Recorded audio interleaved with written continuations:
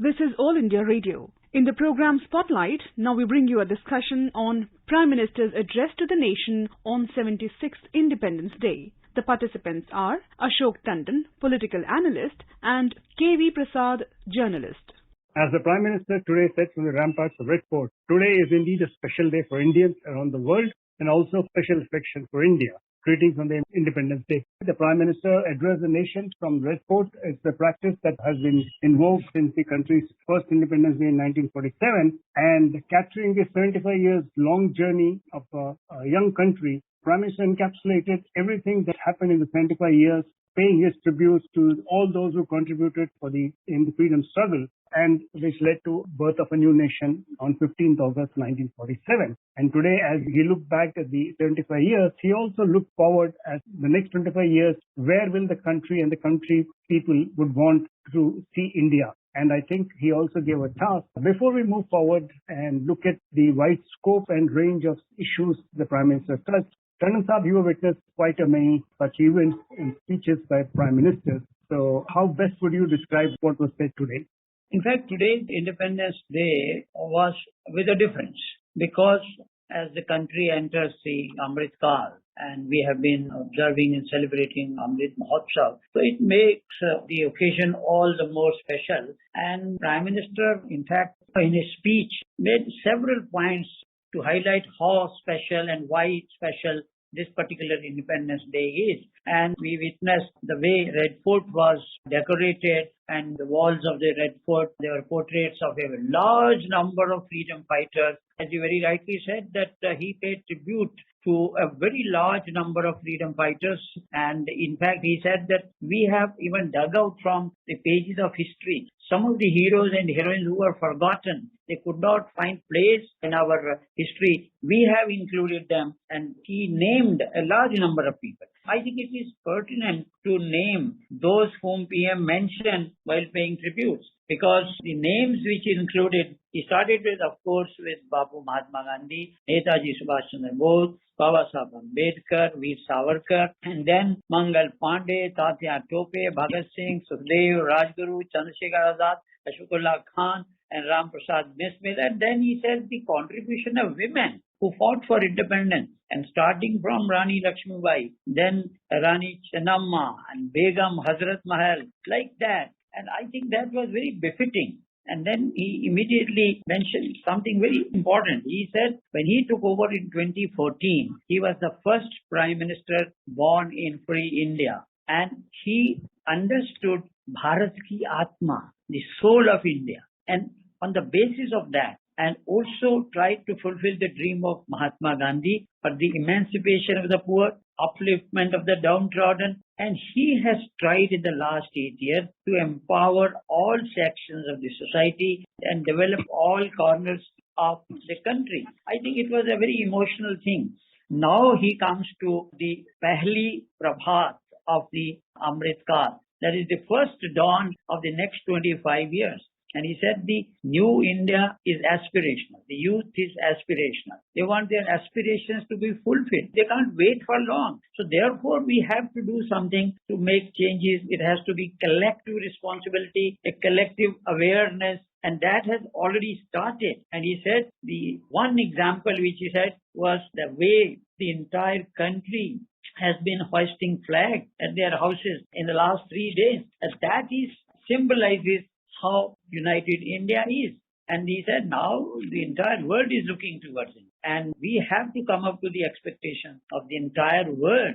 But one very significant and pertinent point he said was what the country needs is political stability, which he has provided in the last 8 years, fast decision making, policies, and Sabka Saath, Sabka Vishwas. And that particular spirit has taken India ahead. But he said it's not time to live in past glory. We have to think about the next 25. Minister, I just wanted to quickly bring in the context also, which I thought was very important because they reminded at the time of freedom, when India got freedom, even before that, there were skeptics. There were people who doubted whether India could stay together as a united country. And there were predictions, the prophets of doom had predicted everything which the country will not be able to do. And today, as we stand at the doorstep of the 76th year of independence and looking forward to the next 100 years, he talked about that today India is a ray of hope for the world which is seeing India is changing. Its economy is among the fastest growing in the world. People are respected all over the world for the skill sets they bring to workforces. And the biggest thing is the diversity and democracy, which he said are the strengths of India, which I think is the reinforcement of all the values which were narrated right from the first war of independence when he recounted the people who fought in 1857 and onwards to 1947. Yes, but I think the major takeaway of today's address was the 5 points which he mentioned, the 5 pledges, but he called these Panch Pran, dealt these 5 commitments in 3 different ways. Number 1, what we need to do, how these 5 commitments have been relevant and how we have done our best to implement that and what needs to be done in future. And as we saw, the first, of course, commitment and pledge was that we have to think big and we have to become a developed nation by 2047. And all has been done in this respect. Then the second thing was that we have to shed all sorts of symbols of our colonial past, which made us slaves. We have to get out of it. And even the minutest thing which still is in the back of our mind, we will have to get rid of it and we have to make Atmanirbhar Bharat. Then the third was that we have to keep alive our culture, our civilizational heritage, and we have to be proud of that. We need not look toward the West for everything. So we have to take pride in what we have in our civilizational. But that fourth was unity and without discrimination. Ek Bharat, Shrestha Bharat. That was the fourth. Fifth, of course, was most important, that the duties of our citizens. And he said, even the Prime Minister and the Chief Minister, nobody is above duty. Everybody will have to do his or her duties as enshrined in the Constitution.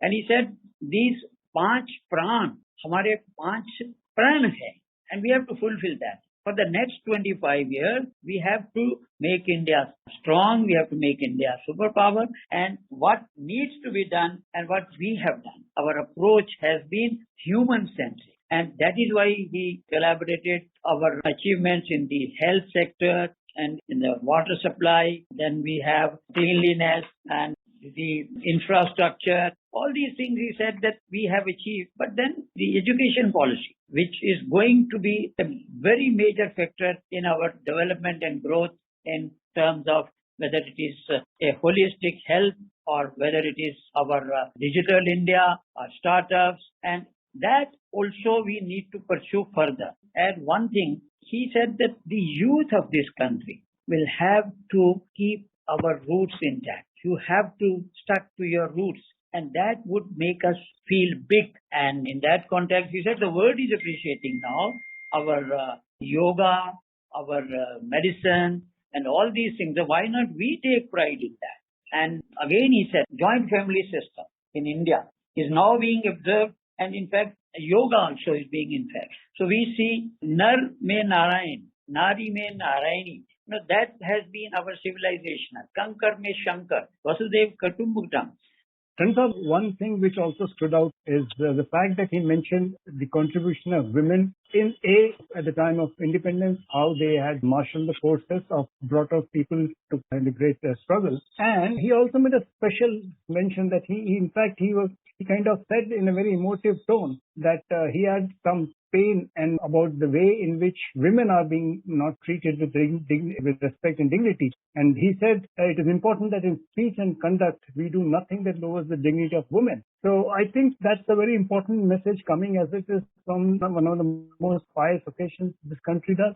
Certainly, as you very rightly said, everybody noticed PM became a bit emotional when he said that a distortion unfortunately has crept in our conduct and we at times insult, we don't forget, and we at times insult women. And can we take a pledge today to get rid of this mentality and our behavior and our values and start respecting women? Because he said, wherever there is no respect for women, that society can never progress. And he said, this has been inherent in our civilizational, our cultural heritage. Why can't we stick to it? Then he said, we can't fulfill our dreams if we don't respect women.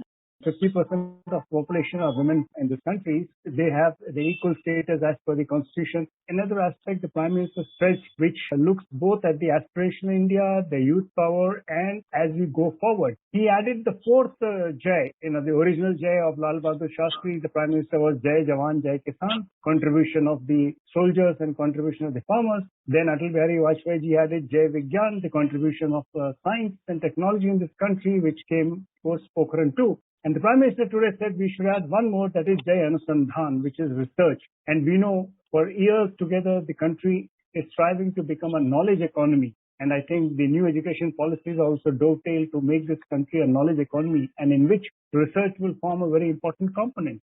He saluted Team India. Then he said, I salute our armed forces, which have now are on course to becoming Atmanirbhar Bharat, self-dependent. And he gave the example of the gun salute which was given by an indigenous gun made by India. He said 300 items which the armed forces must say will not be imported. Similarly, he said, I salute children who have now started boycotting imported toys. And that is the success of Atmanirbhar Bharat. It is giving employment opportunities in India. India is becoming a manufacturing hub, building metro coaches, Vande Bharat train, and in the sector of energy, solar, organic farming, and all these space. And he called upon the private sector also to contribute in making India Atmanirbhar Bharat. He asked them to go global. And we should be proud of our Swadeshi, but our private sector should also try to go abroad. He said 5G is coming. We are, having optical fiber, digital India. All these things are making India big, and we must take pride in what we have achieved.